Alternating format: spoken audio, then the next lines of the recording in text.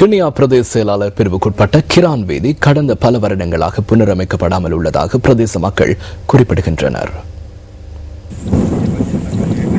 கிழக்கு மாகாணம் திருகோணமலை மாவட்டம் கிண்ணியா நகரிலிருந்து சுமார் 10 கிலோமீட்டர் தூரத்தில் உள்ள கிரான் கிராமமே இது. யுத்தத்தால் கடுமையாக பாதிக்கப்பட்ட கிரான் கிராமம் ஒரு விவசாய கிராமமாகும். மக்கள் மீள்குடியேறி பல வருடங்கள் ஆகின்ற போதும் இன்னமும் இந்த கிராமத்தின் போக்குவரத்து பிரச்சனைகள் தீர்க்கப்படவில்லை. சுமார் 270 குடும்பங்கள் வசிக்கும் இந்த கிராமத்தின் பிரதான தொழிலாக விவசாயமும் வேறு பல கூலி தொழில்களும் காணப்படுகின்றன. விவசாயிகளும் ஒரு சாமானும் கொண்டு வரலாது.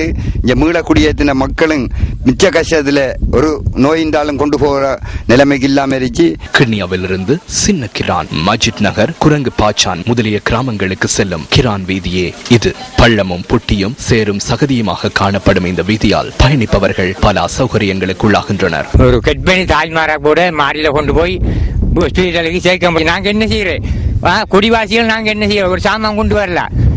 விவசாயிகள் தமது விவசாய நடவடிக்கையின் போது பல இடர்பாடுகளை எதிர்கொள்வதாக நியூஸ் ஃபர்ஸ்டுக்கு தெரிவிக்கின்றனர். இந்த ரோடு மாறி காலத்துல எங்களுக்கு போறது மிச்சம் கஷ்டமாக கிடக்கு. இந்த கிராமத்தில் விறகு வெட்டும் கூலி தொழிலாளர்களும் பெரும் சிரமங்களுக்கு முகம் கொடுப்பதை நமது கேமரா இவ்வாறு பதிவு செய்தது. இந்த ரோடு எல்லாம் பள்ளம் பூடவெளியாக கிடக்குது. அதால வெள்ளம் சாடையா தண்ணி வந்தோடனே எல்லாம் உடஞ்சி எல்லாம் தரவாதிப்பு கிடக்கு. ஆக்களும் போயலாது வரலாது. தமது போக்குவரத்து பிரச்சனையை தீர்க்கும் முகமாக தமது வீதியை விரைவில் செப்பனிட வேண்டும் என்பதை திருகோணமலை கிரான் கிராம மக்களின் எதிர்பார்ப்பாகும்.